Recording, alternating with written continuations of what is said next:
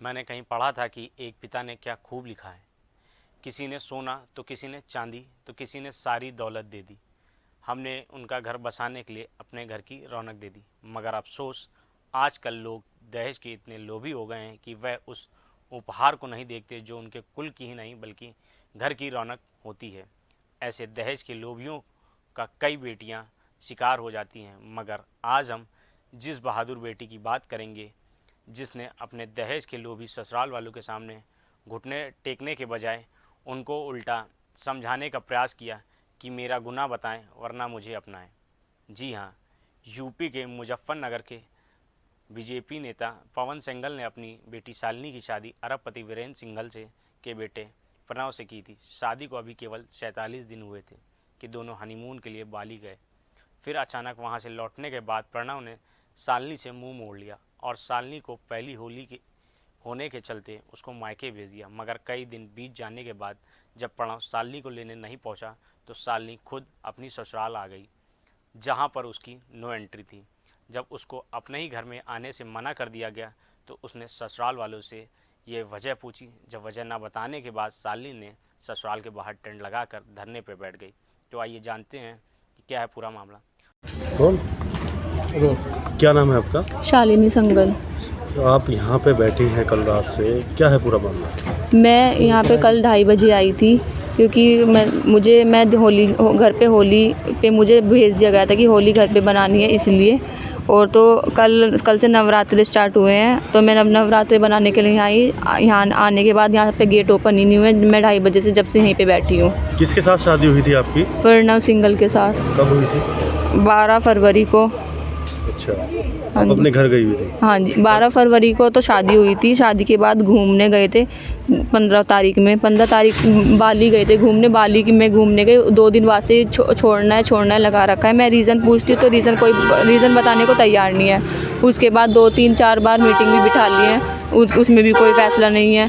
4 तारीख को पद फेरा भी हो गया। पद फेरे पे घर पे मिला के भी लिया है। 6 तारीख को मुझे दो लोगों की ज़ुबान पे, एक तो है नवीन बंसल और एक है शंकर स्वरूप जी, उनकी ज़ुबान पे मुझे घर भेजा गया कि थोड़ा बच्चों की ट्यूनिंग नहीं बन रही है, थोड़ा एक दूसरे से अलग भी रहेंगे, घर रहेंगे तो चीज़ें ठीक हो जाएंगी। उसके बाद अब दोनों उस बात से भी एग्री नहीं कर रहे हैं कि हमने कोई ज़ुबान नहीं दी है। और अब अभी 26 मार्च को घर लेने आए और लेने आने के बाद आए और उठ के चले गए। और यहाँ आके ऐसा बोल दिया कि हम मतलब मैं खुद नहीं आई हूँ और अब मैं आई हूँ तो अब घर में घुसा नहीं रहे हैं।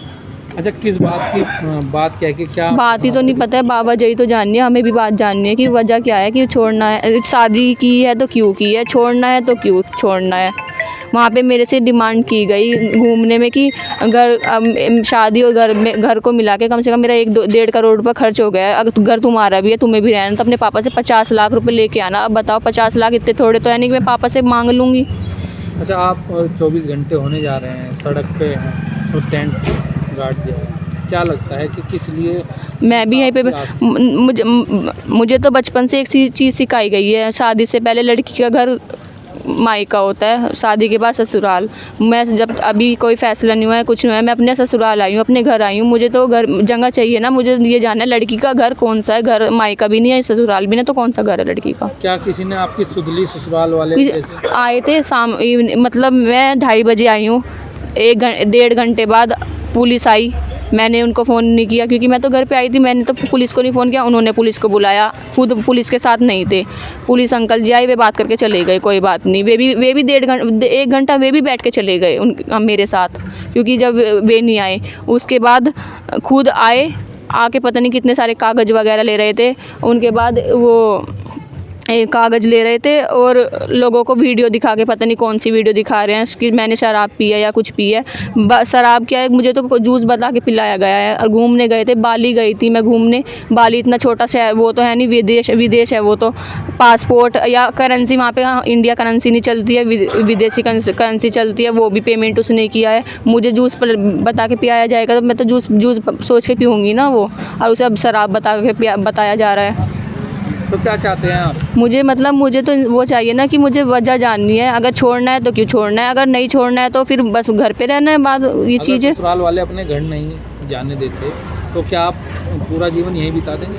नहीं तो वजह तो सही रीज़न जानना, फैसला होगा तो बाद में होगा ना। शादी मैंने कोर्ट कचहरी में नहीं जाके की है कि मैंने 2 साइन करके शादी कर ली है, तो फैसला पहले मैंने 250 लोग हमारे तो 1000 लोग उन्होंने भी बुला रखे थे, तो उन लोगों के सामने बैठ के बात होगी जिन लोगों के सामने शादी हुई भी है। पैसे की मांग शादी के बाद हुई, शादी से पहले हुई थी? शादी के बाद। कितने पैसे मांगे जा रहे थे? 50 लाख। क्या नाम है आपका? मेरा नाम पवन संगल है।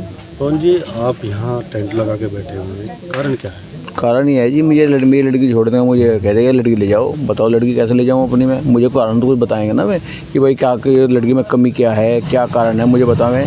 क्या भाई मेरी कोई गलती हो रही, मैं उसके लिए मैंने 20 बार क्षमा मांग ली, 3 हमारी मीटिंग हो चुकी, कोई जवाब नहीं देते मुझे। लड़की को मेरे जब वहाँ से बांधने से मेरे साथ भेज दिया, लड़की चली गई, फिर उधर लेने के लिए गए, वहाँ ड्रामा करा, वहाँ भी जाके वीडियो बना कर लाए। अब फिर उसके बाद फिर कोई जवाब नहीं, वहाँ से चुपचाप भाग गया है। कहाँ शादी करी थी आपने? मैंने यहाँ मुजफ्फरनगर एटीट्यूड में। क्या नाम है लड़के का? लड़के का नाम प्रणव है। लड़के के पिता का? वीरेंद्र संगल। आखिर ऐसा क्या कारण बना कि लड़की 1 महीना के लिए बस समझ में नहीं आया। 8 महीने पहले रिश्ता हुआ था, ये कोई बात नहीं थी, सब ठीक ठाक चल रहा था। जैसे वे कहते ऐसे नाच रहा था मैं, जिस समय चाहते ऐसे ऐसे बुलाऊँ तो जिस टाइम कहते उस टाइम आऊँ था, और आते हाँ जी हाँ जी हाँ जी हाँ जी, कभी आज तक कभी ऐसी बात नहीं।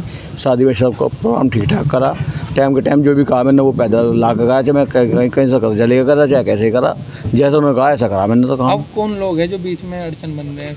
अड़चन तो यही है, वीरेंद्र जी ने मुझे बुला कह दिया, कहना लड़की को ले जाओ जी। नहीं कुछ व्यापारियों का नाम? व्यापारी एक तो शंकर स्वरूप जी हैं, एक नवीन बंसल हैं शामली के, वे बीच में आए थे, अब वे भी पल्ला झाड़ रहे। क्या कह रहे हैं? वे कह रहे कि हमने कोई ऐसी जवान दी नहीं है लड़की को, हम लड़की को लेकर हम जाएंगे, जबकि यार लड़की जब मेरे यहाँ से गई थी, हमने काम लड़की लेकर नहीं आते। वे कह रहे कि होली का त्यौहार है, आप लड़की को ले जाओ, हम अपनी जवान दे रहे और आप बेफिक्र हो ले जाओ। अब नाट रहे इस बात को। अब आप क्या चाहते हैं? हम तो चाहते हैं कि हमारी लड़की को इंसाफ मिले। भाई लड़की हमने ब्याह दिया, हम तो अब लड़की हमारे साथ नहीं है, अब तो हमने नहीं सौंप रखी।